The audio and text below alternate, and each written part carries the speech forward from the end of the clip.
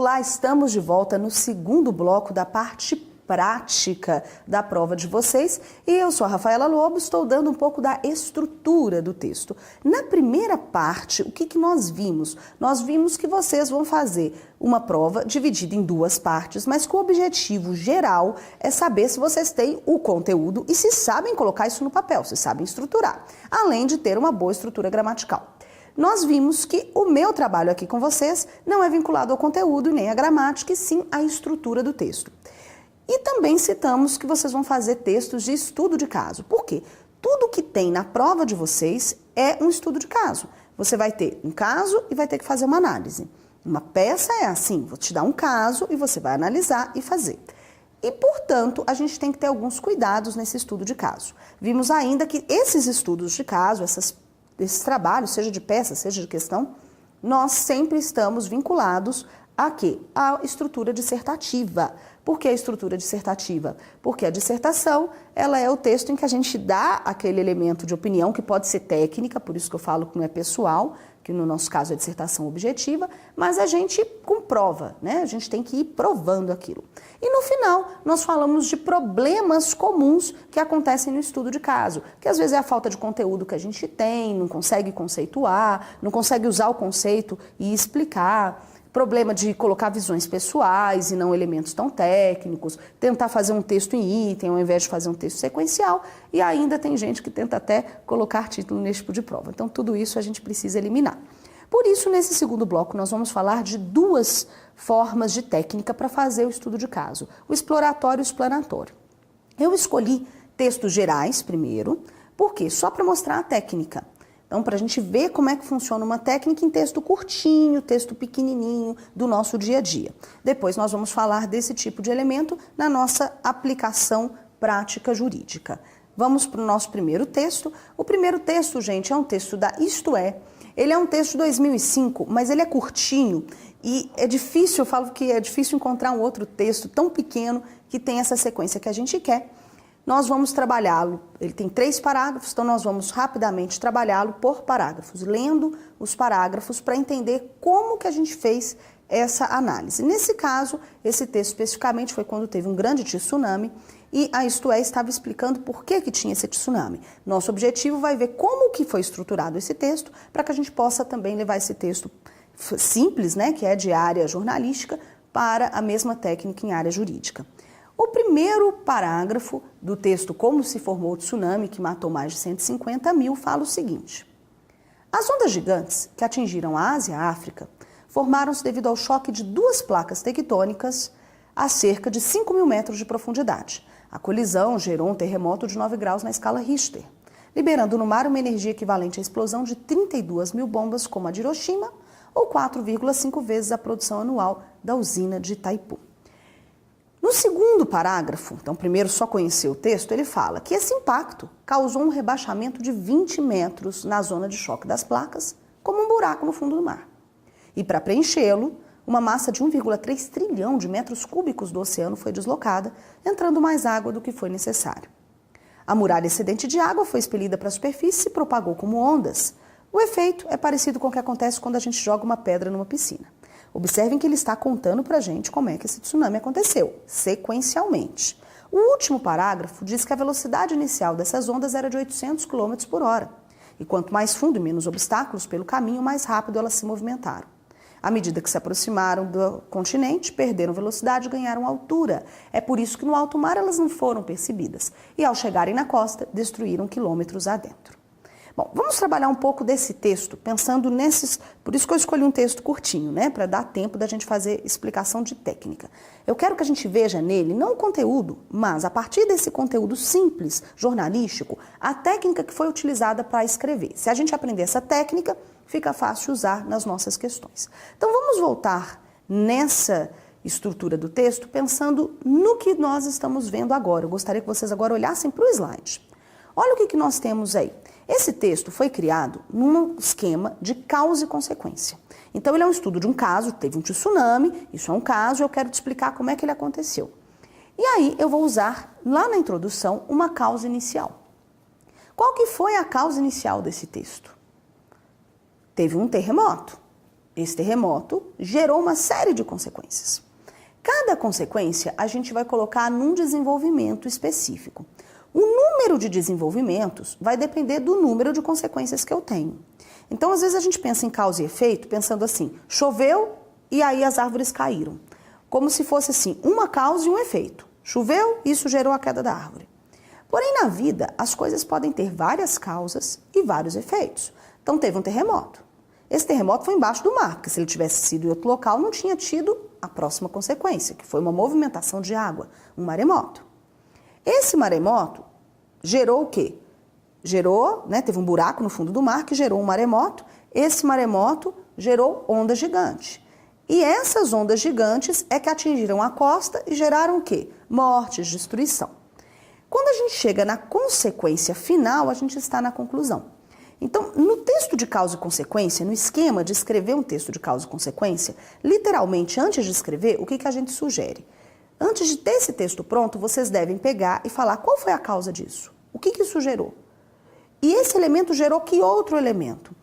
E essa estrutura vai ficar, de acordo com o nosso espaço, com parágrafos diferentes, ou se eu tiver, por exemplo, 10 linhas para colocar 3, 4 elementos de causa e efeito, eu vou usar num parágrafo único. Mas ele tem que ser cronológico, pode ser um parágrafo único, mas o ideal é que ele seja, repito, cronológico. Então a causa gera um efeito que gera um outro efeito até chegar num efeito final, numa consequência final. Se a gente voltar nesse texto, fica mais fácil agora da gente entender como que ele foi feito. As ondas gigantes que atingiram a Ásia se formaram devido ao choque de duas placas. O que é isso? Causa inicial. Aí passo para o segundo parágrafo. O impacto causou um rebaixamento de 20 metros na zona de choque da placa, como um buraco no fundo do mar.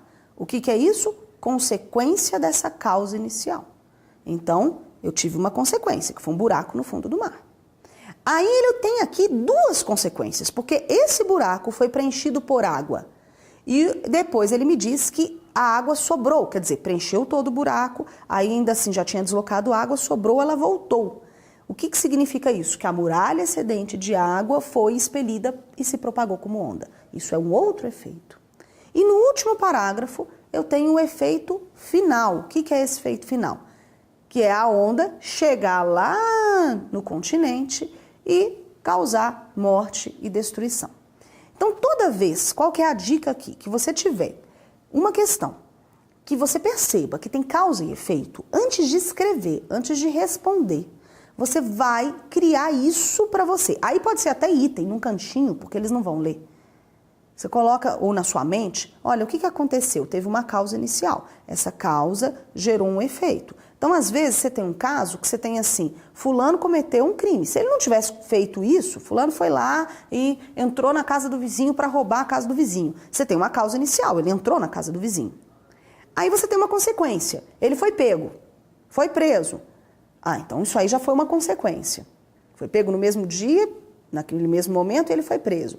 E aí, diante disso, você pega o caso, né? Porque aí houve uma denúncia do Ministério Público, você vai pegar o caso. O que você tem que fazer?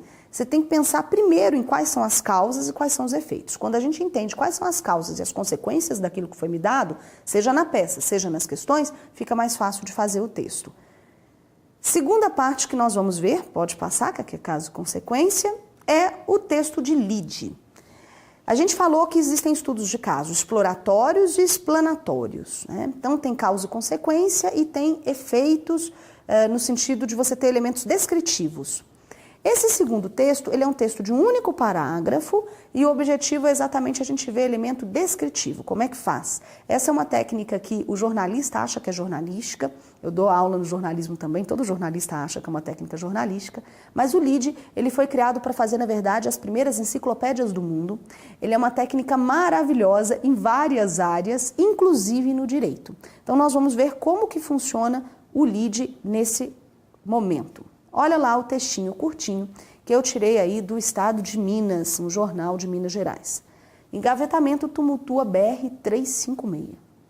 Um acidente envolvendo 3 veículos tumultuou na manhã de ontem o trânsito no quilômetro 7 da BR-356, altura do bairro Olhos d'Água, região do Barreiro, em Belo Horizonte.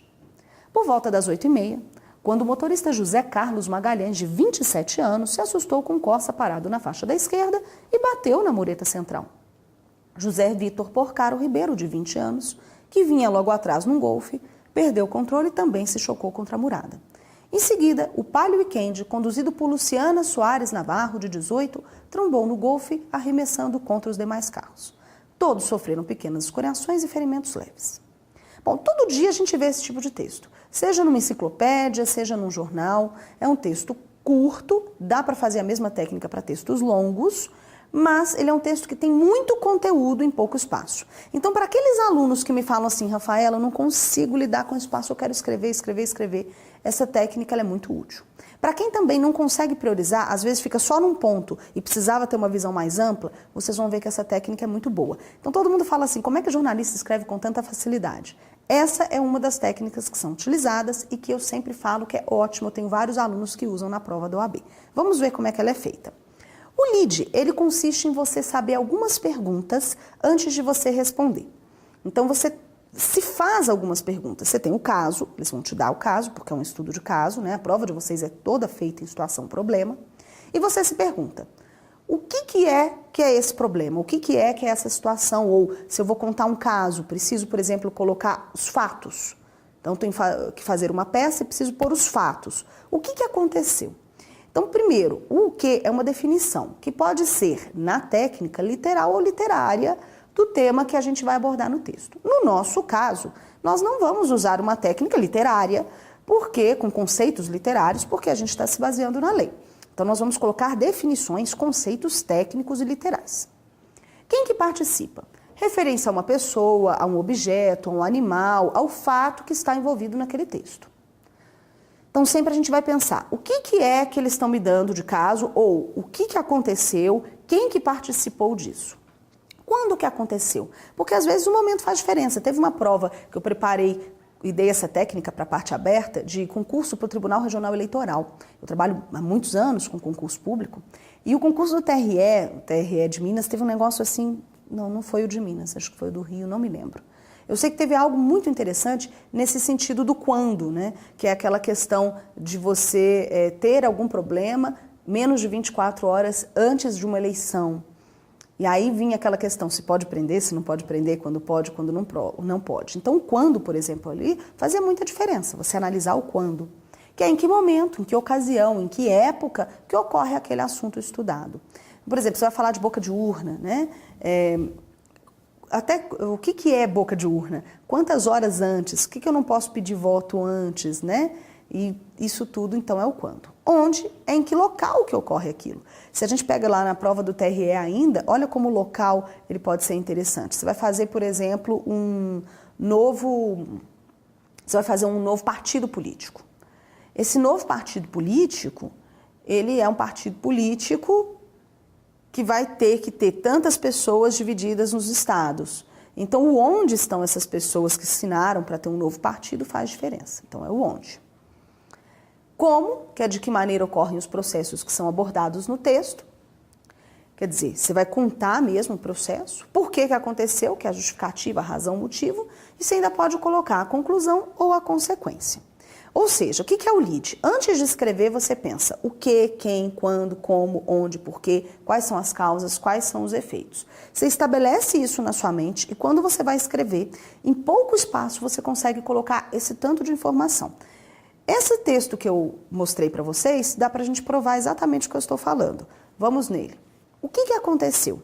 Quem consegue responder? Aconteceu um acidente. É claro que você vai colocar mais do que isso, como está aí. Um acidente, e aí você vai colocar as outras informações. Porém, a primeira ideia está lá. O que aconteceu, eu tenho certeza que eu escrevi. Então, além de eu poder organizar o lead para eu escrever, eu posso usar o lead com outra função também, que é a função de eu ver se o meu texto escrito tem todas as informações que eu quero que eles tenham. Especialmente quando não tem causa e efeito, uma coisa não gerou outra, são questões conceituais, essa técnica é muito boa. Depois do que, nós temos o quem. Quem participou? Nesse caso, o José, o João Vitor, a Luciana. Quando que aconteceu esse acidente? Esse acidente aconteceu na manhã de ontem, às 8h30. Onde que esse acidente ocorreu? Na BR-356, no quilômetro 7, no Olhos d'Água, no Barreiro, em Belo Horizonte. Por que aconteceu um acidente? porque tinha um Corsa parado na faixa da esquerda. Como que esse acidente aconteceu? Você teve um que bateu na mureta central, porque se assustou, o outro perdeu o controle, também se chocou, e o terceiro trombou no outro carro e arremessou todos os carros, né? Arremessou um carro contra os demais carros. Por fim, qual é a consequência disso? Todos sofreram pequenos escoriações e ferimentos leves. Olha só, um parágrafo único e a gente consegue ter tanto conteúdo. Imagina então você pensando nas questões que são menores que a peça e você fala assim, nossa, eu quero pôr tudo que eu sei e não dá espaço. Essa técnica resolve. Você consegue, num espaço pequeno, colocar muita informação. Algumas dicas. O autor do texto não tem que utilizar todos os tópicos. Então, eu escolhi um texto pequeno que tenha todos os tópicos, para a gente aprender a fazer. Mas vocês não precisam usar todos. Por que não preciso usar todos? Vamos imaginar que eu preciso falar sobre a lei, por exemplo, da formação de partidos políticos. Eu não tenho que colocar, eu tenho que colocar o que é a lei, quem participa, quando que eu posso criar, como. Mas será que eu tenho que colocar consequências? Às vezes eu não preciso da consequência, então eu vou colocando aquilo que é necessário. Eu posso inserir novos tópicos também. Então, por exemplo, minhas turmas de medicina, eu trabalho com essa técnica muito, medicina legal. Eu gosto muito de medicina legal, faço muitos trabalhos nessa área, gosto muito de fazer relatório do IML. Então, sei que não é todo mundo que gosta, tá, gente? Mas eu gosto, acho um trabalho importante, sempre ensino a fazer. E aí os meus meninos, né, os médicos, que são policiais civis ali, eles trabalham muito com tamanho, com forma, com cor, com outros aspectos. E a ordem dos tratores não altera o viaduto, ou seja, a ordem que você vai colocar essas questões não faz diferença. Como assim? Se eu pegar o mesmo texto que a gente usou, eu poderia ter começado falando que 3 pessoas sofreram pequenos corações e ferimentos leves em um acidente que envolveu 3 veículos. Outra forma de começar, eu poderia dizer que o motorista José Carlos Magalhães se assustou, caiu outro se assustou, e depois eu digo, olha, esse foi um acidente que envolveu 3 veículos na manhã de ontem. Como que eu escolho o que eu vou pôr primeiro? Eu, Rafaela, gosto de começar do quê? Mas isso é uma opção. Como eu mostrei, você pode começar de outras partes. Tudo depende muito do objetivo. Nesse caso, por exemplo, começar dizendo que teve um acidente que ninguém se feriu gravemente, talvez não seja muito interessante para um jornal, porque vende menos. As pessoas gostam de tragédia. Então, o mais interessante aí é dizer que teve uma coisa horrível, mas todo mundo saiu bem. É mais interessante deixar para o final. Então, a gente vê muito o objetivo que a gente tem. No caso de vocês, vocês têm que mostrar conhecimento, conteúdo. Eu gosto muito que vocês comecem como eu costumo começar meus textos, que são mais técnicos, de forma geral, que é com o que aconteceu ou quais são os conceitos, para que a gente já comece de forma bem técnica. Pensando na peça profissional, a gente consegue agora enxergar o uso desses elementos do estudo de caso na peça. Vamos rapidamente ler esse elemento para a gente enxergar como é que faz isso na parte prática. Olha só. Henrico, engenheiro de uma renomada empresa de construção civil, possui um perfil em uma das redes sociais existentes na internet e utiliza diariamente para entrar em contato com seus amigos, parentes e colegas de trabalho. Henrico utiliza constantemente as ferramentas da internet para contatos profissionais e lazer, como fazem milhares de pessoas no mundo contemporâneo. Então, primeiro ele mostrou uma situação. O Henrico usa, mas ele ainda não tem um problema. Então, a gente já fica pensando, qual vai ser o problema? No dia 19/4/2014, sábado, Henrico comemora aniversário e planeja, para a ocasião, uma reunião à noite com parentes e amigos para festejar a data em uma famosa churrascaria da cidade de Niterói, no estado do Rio de Janeiro. Na manhã de seu aniversário, ele resolveu, então, enviar o convite por meio de rede social, publicando postagem alusiva à comemoração em seu perfil pessoal para todos os seus contatos. Helena, vizinha e ex-namorada de Henrico, que também possui perfil na referida rede social, e está adicionada nos contatos do seu ex, soube assim da festa e do motivo da comemoração. Então, de seu computador pessoal, instalado em sua residência, aqui começa o problema. Então, quando você vai fazer sempre a prova, você tem que pensar, onde começou o problema? Começou aqui. Ele vai fazer uma festa, ele convidou os amigos. Agora eu tenho a ex-namorada Helena, que está na residência dela, no computador dela, que está num prédio na praia de Cari, em Niterói, publicou na rede social uma mensagem no perfil pessoal de Henrico.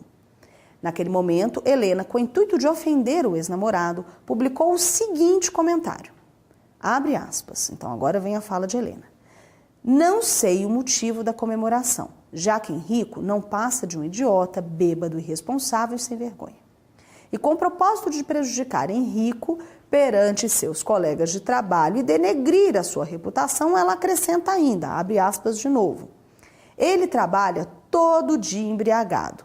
No dia 10 do mês passado, ele cambaleava bêbado pelas ruas do Rio. Inclusive estava tão bêbado no horário do expediente que a empresa em que trabalha teve que chamar uma ambulância para socorrê-lo. Bom, então ela publicou isso, esse é o problema. Diante disso, eu coloco o seguinte, a situação sequencial. O que o Henrico fez? Imediatamente, Henrico, que estava em seu apartamento e conectado à rede social por meio de seu tablet, recebeu a mensagem, visualizou a publicação com os comentários ofensivos de Helena em seu perfil pessoal.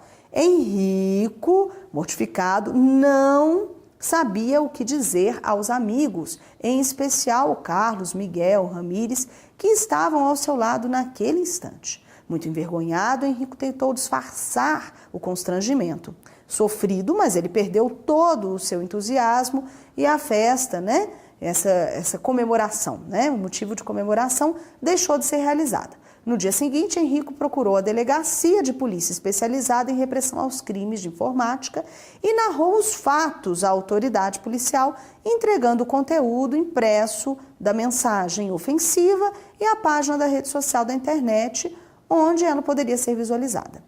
Passados 5 meses da data dos fatos, Henrico procurou o seu escritório de advocacia e narrou os fatos acima. Você, na qualidade de advogado de Henrico, deve assisti-lo. E aí, gente, é que vem o ponto. Olha só que interessante. Observa o seguinte, eu tenho todo o caso, todo o problema, e aí vem você na qualidade de advogado. Você deve assisti-lo e informar que a cidade de Niterói, no estado do Rio de Janeiro, possui várias criminais dos juizados especiais criminais. O que você faz diante dessa situação? Quando a gente tem todos esses elementos, é que ele vai me dizer o que você faz. E aí ele diz, com base somente nessas informações que você dispõe, e naquilo que dá para ser inferido, inferir não é extrapolar, inferir é ficar preso àquilo. Redige uma peça cabível, excluindo a possibilidade de impetração de habeas corpus, sustentado para tanto as teses judiciais pertinentes. A peça tem que ter todos os fundamentos do direito. O que você faz? Causa e efeito, lide ou os dois? Esse é um grande ponto para vocês pensarem na estrutura. Nesse caso, eu não estou contando um caso, então eu tenho um elemento de causa e efeito. Causa, tinha uma festa, e aí a menina postou um comentário ofensivo. Isso deu um efeito. Qual foi o efeito? Ele ficou chateado, ele não fez a festa. Teve outro efeito, ele foi à polícia. Teve outro efeito, ele foi até você. E aí eu tenho outros efeitos que vão ocorrer no decorrer do processo, que é o que eles querem saber, se vocês sabem. Então, a causa e efeito, para essa peça, ela é muito boa. Isso não significa que em momento nenhum vocês deixam de usar o lead. Por quê? No momento em que vocês forem conceituar, colocar quem participou, quando, vocês conseguem, resumidamente, colocar esses elementos de causa usando o lead. Às vezes a pessoa fala, nossa, eu tenho que contar o caso todo de novo? Não, mas eu preciso pegar alguns pontos para amarração. E o lead ajuda nisso. Então, quando vocês tiverem a peça na mão, é muito importante que vocês entendam onde está causa e efeito e onde que eu consigo encontrar elementos como o que, quem, quando, como, onde, porquê, causas e consequências e também aqueles que eu posso inferir, que eu posso dar como continuidade do processo. Porque a partir daí eu tenho que mostrar, sou advogado, faço o quê? Voltamos lá no primeiro bloco de gravação em que eu falei para vocês, se nós somos advogados, nós precisamos saber o que fazer nas situações. Então, essas duas técnicas podem ser muito úteis e eu espero que vocês tenham gostado bastante.